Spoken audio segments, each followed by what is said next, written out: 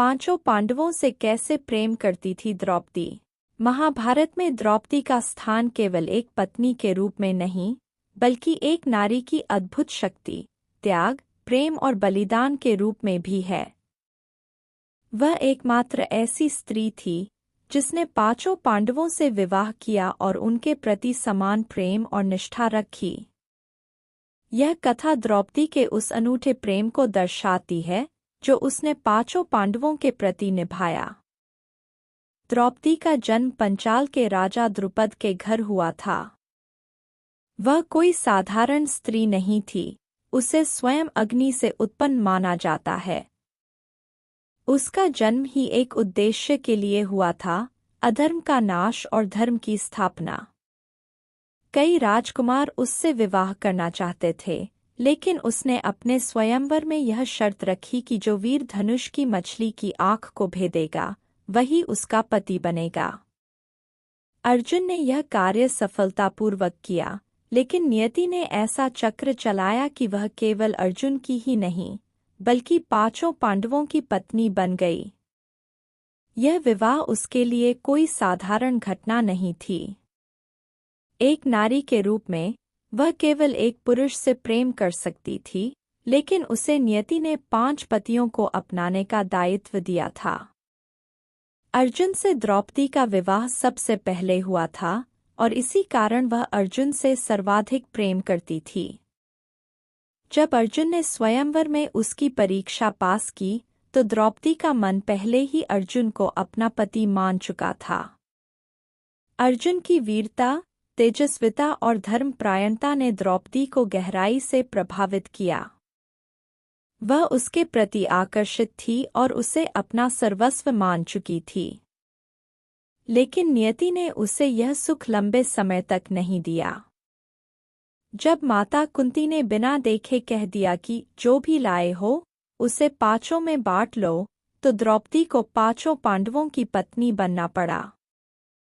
यह निर्णय उसके लिए कठिन था, लेकिन उसने इसे नियति का आदेश मानकर स्वीकार कर लिया।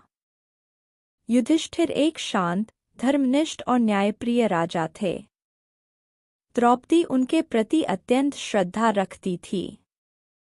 यद्यपि वह अर्जुन से गहरे प्रेम करती थी, लेकिन उसने कभी भी अपने कर्तव्यों में कोई भेदभाव नहीं किया। युधिष्ठिर के लिए द्रौपदी का प्रेम उसकी निष्ठा और सम्मान में था। वह जानती थी कि युधिष्ठिर ही पांडवों को एक साथ रखते हैं।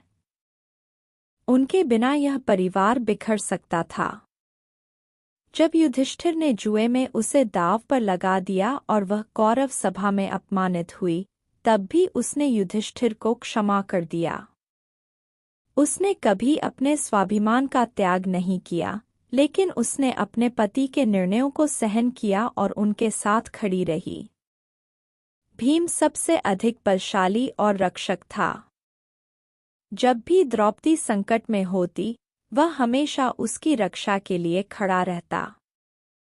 जब उसे कौरवों ने सभा में अपमानित किया, तब भीम ही था जिसने प्रतिज्ञा ली कि वह दुशासन का वध करेगा और उसकी छाती से रक्त निकालकर द्रौपदी के केश धोएगा। द्रौपदी को भीम पर सबसे अधिक विश्वास था। जब वे वनवास में थे, तो कई बार द्रौपदी ने भीम से अपनी रक्षा करने के लिए कहा। भीम ने हमेशा उसकी सुरक्षा का भार अपने कंधों पर लिया। भीम के प्रति द्रौपदी का प्रेम उसके प्रेमी की तरह नहीं, बल्कि एक रक्षक और मित्र के रूप में था। वह जानती थी कि अगर कोई उसे सबसे अधिक समझता है, तो वह भीम है। नकुल और सहदेव सबसे छोटे थे। वे सुंदर, विनम्र और बुद्धिमान थे। द्रौपदी ने हमेशा उन दोनों को अपने छोटे भाइयों की तरह स्नेह दिया। नकुल के प्रति उसका प्रेम उसकी सुंदरता और आकर्षण के कारण नहीं था, बल्कि उसकी कोमलता और विनम्रता के कारण था। वह जानती थी कि नकुल अत्यंत संवेदनशील है और उसे प्रेम और स्नेह की आवश्यकता थी। सहदेव अत्यंत बुद्धिमान और ज्योतिष में निपुण था। द्रौपदी उसे एक मार्गदर्शक के रूप में देखती थी। जब भी उसे कोई संदेह होता वह सदैव से पूछती।